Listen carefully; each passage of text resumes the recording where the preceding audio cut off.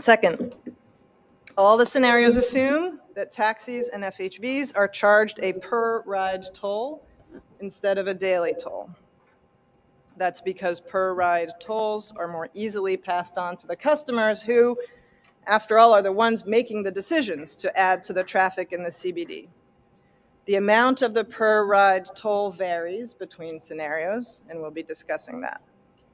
And I'll just remind the group that along with crossing credits, what to charge taxis and FHVs is a critical recommendation because half of all vehicles in the CBD are taxis and FHVs.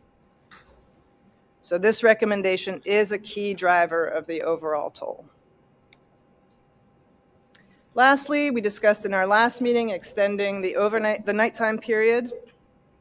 But as you'll see, just how long that nighttime period is varies between scenarios as well as how deep the nighttime discount is. Okay, let's get into it. So just to orient ourselves first, at the top of the slide, you see those variables that are being held constant. And below in the green box, you'll see the variables that are changing between scenarios. So in this scenario, scenario number 1, we have a simple daytime, nighttime schedule where the toll would be full rate from 6 a.m. to 9 p.m.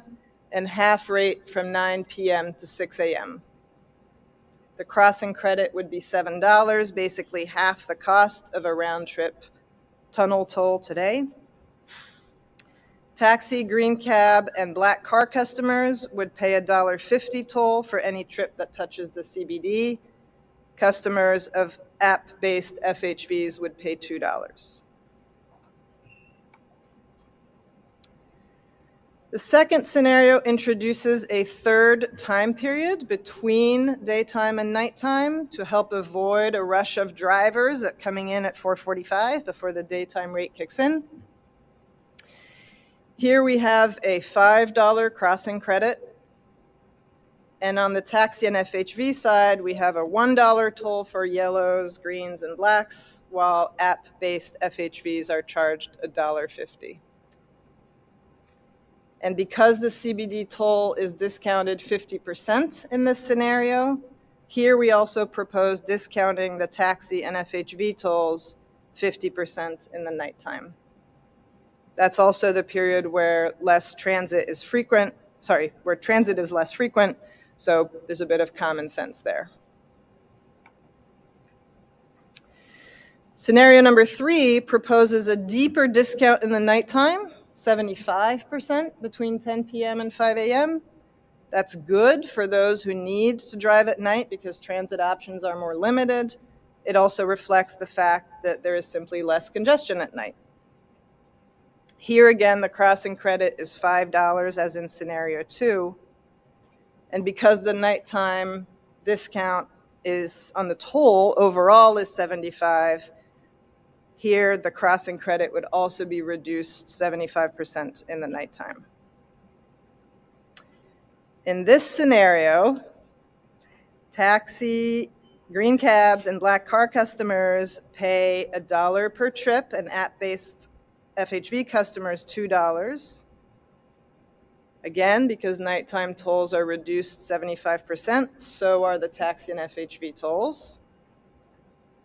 So that would make it a 25-cent toll for taxis overnight and 50-cent toll for app-based FHVs.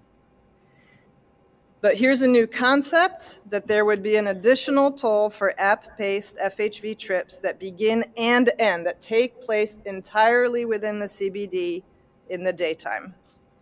This is to reflect that in the daytime and in Manhattan below 60th Street, there is plenty of transit service.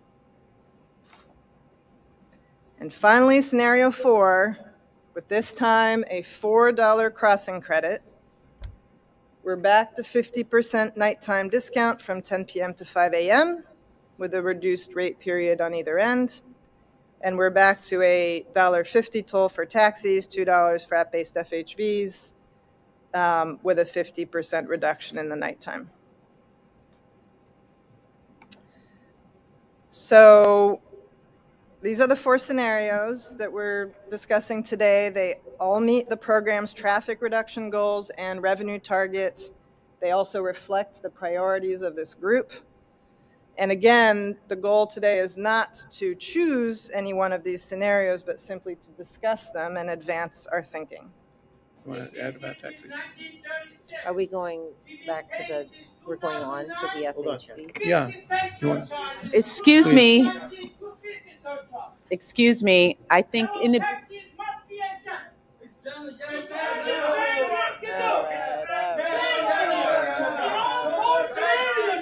They're gonna get.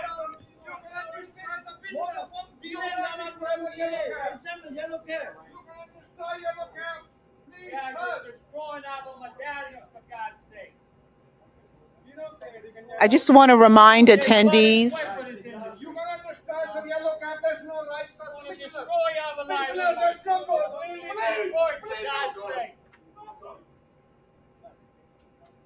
I just want to remind attendees that you need to be respectful to each other, as well as no loud outbursts, as you heard here, and disruptive, because you're disrupting the meeting for everyone, not just trying to get your point out. So if you can be respectful to the other attendees, as well as the TMRB, we can get through this and you can get the information that you need. Thank you. Okay. Kathy. You said earlier that taxis and FHVs are about half the vehicles in the district. That's 24 hours a day, or that's during the heavy congested period? This is Will's shop survey, so he will answer. Hi, Kathy. We did a survey during peak periods, so the morning, the midday, and the PM, and found that about half of the traffic circulating on the streets of Manhattan are either taxis or for-hire vehicles. And do you have a breakdown between taxis and for-hire vehicles? That data comes from 2019, and at that time, it was roughly equal. We are in the process of working with our partners at the MTA to do an updated survey. What we believe has happened from some more limited data collection is that the proportion of FHVs has increased while the proportion of yellow taxis has gone down. But we've also discussed that the frequency, the number of trips that taxis and FHVs make within the zone is different. Do you want to talk about that? You mean in terms of what proportion of their total business? No, I mean the taxis typically make an average of 12 trips a day. Correct. So taxis, their business model is more dependent on the CBD. They typically are making, on average, 12 trips a day that in some way touch the CBD, while FHV vehicles, it's about half that amount. So there are fewer taxis moving around more frequently? Yes. Correct. This is all. But that's because CBD. the FHVs have most of the activity outside the CBD. About 2/3 of their business is fully outside of the CBD.